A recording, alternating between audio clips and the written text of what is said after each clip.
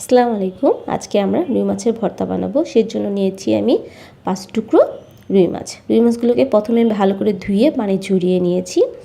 এর মধ্যে আমি দিয়ে দিব 1 চা চামচ শুকনো মরিচ, হাফ চা চামচ ধনিয়ার গুঁড়া আর হাফ চা চামচ হলুদের গুঁড়া, আর দিয়ে দিব পরিমাণ মতো লবণ।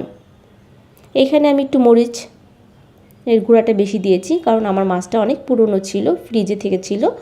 সেজন্য মাছটাকে আমি বেশি মশলা দিয়ে ভেজে লাল করে নিব। ভালো করে মশলাগুলো এই পিঠ ও পিঠ চতুর্দিকে ভালো করে মাখিয়ে নিতে হবে। মাখানো হয়ে গেলে 10-15 মিনিটের জন্য আমি মাছটাকে রেখে দিব মশলাটা ভিতরে ঢোকানোর জন্য।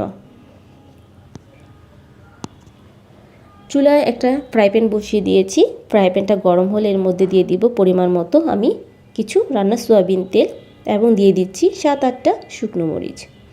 শুকনো মরিচটা আমি হালকা আঁচে ভাজবো। হালকা আঁচে ভাজলে মরিচটা মুচমুচে হবে। আর ঝালটা আপনাদের পছন্দ অনুযায়ী দিবেন, কে কতটুকু ঝাল খেতে চান। মরিচটা আমার ভাজা হয়ে গেছে। আমি এখন একটা প্লেটে মরিচগুলোকে উঠিয়ে নিব।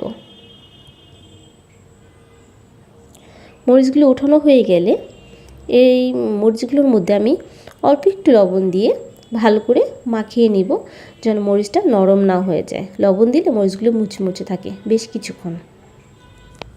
সেই ফ্রাই প্যানের মধ্যেই আমি বড় বড় 5-6টা কোয়া রসুনের কোয়া মোটা মোটা করে আমি কেটে নিয়েছিলাম। সেগুলোকে একটু তেলে ভেজে ব্রাউন করে নিব, যেন রসুনটা সেদ্ধ হয়ে যায়। রসুনটাও আমার প্রায় ভাজা হয়ে গেছে। এখন আমি রসুনটাকে উঠিয়ে নিব।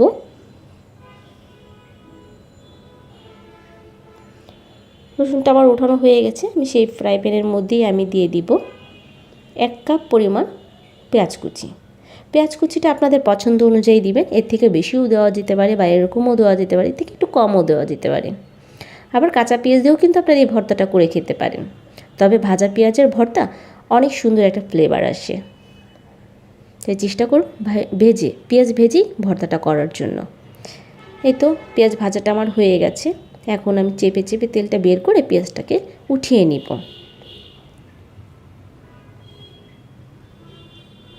এই গরমে পেঁয়াজ ভেজে যদি ভর্তাটা করেন তাহলে ভর্তাটা কিন্তু অনেকক্ষণ থাকে। আর কাঁচা পেঁয়াজের ভর্তাটা কিন্তু বেশিক্ষণ থাকে না, নষ্ট হয়ে যায়, একটা বাজে ফ্লেভার আসে। আমি সেই ফ্রাই প্যানের মধ্যেই আমি আরও কিছু তেল দিয়ে মেখে রেখেছিলাম যে মাছগুলো, সেগুলোকে এখন ভেজে নিব মিডিয়াম আঁচে।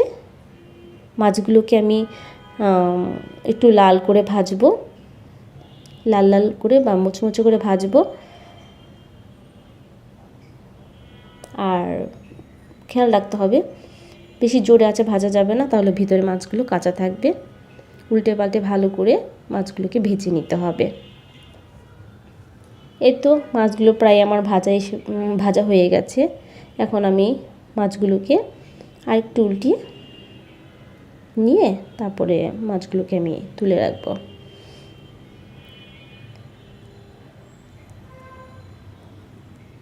মাছগুলোকে তুলে আমি কিছুক্ষণের জন্য মাছগুলোকে ঠান্ডা হতে দিব, কারণ গরম অবস্থায় কাঁটাগুলো বের করতে একটু কষ্ট হয়ে যাবে, তাই একটু মাছগুলো ঠান্ডা হতে দিব।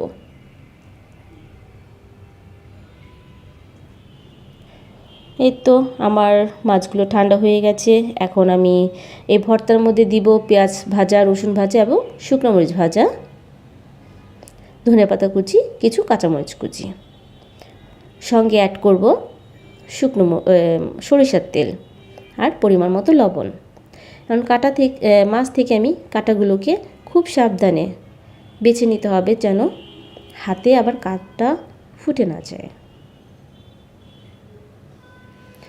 এই রুই মাছের ভর্তা খেতে অসম্ভব মজা, তাই আপনারা করে দেখবেন।